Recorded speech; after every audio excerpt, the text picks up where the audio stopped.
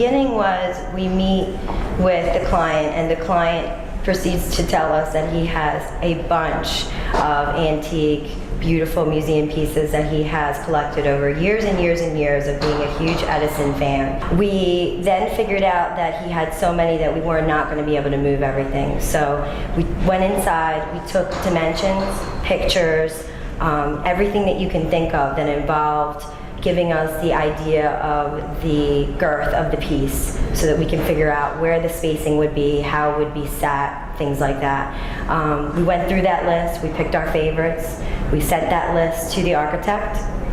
The architect made final selections, and then our job from there was to make sure that these babies ended up being packaged, moved from an hour away over to this building, unpackaged, cleaned, placed, and set for this company to enjoy these pieces. So I think the toughest part was cleaning them and preserving them because they were untouched for so very long. So we needed to be really, really cautious and use it's called an air cleaner, and it basically is just high pressure air, and it just removes a lot of the dust. And then some of it is done with small brushes and such like that.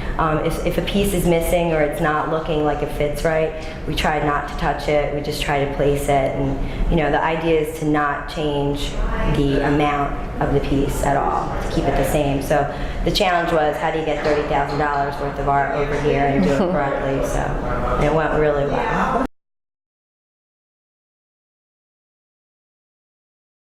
These were Thomas Edison inventions. These were prototypes of some of his pieces. So you can see behind us we have a phonograph, and there is some other versions of the phonograph and different sound machines.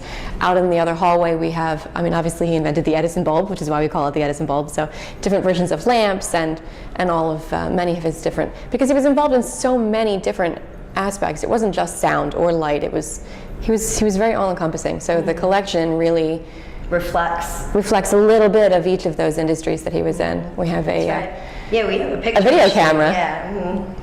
And he did actually make some movies, which is pretty cool. Mm-hmm. But yeah, he was not afraid, and I think that that's what they wanted to exude here in Sparta is, let's take these pieces, let's set them, and let's teach everyone the environment of not being afraid and always pushing for more and getting to excellence.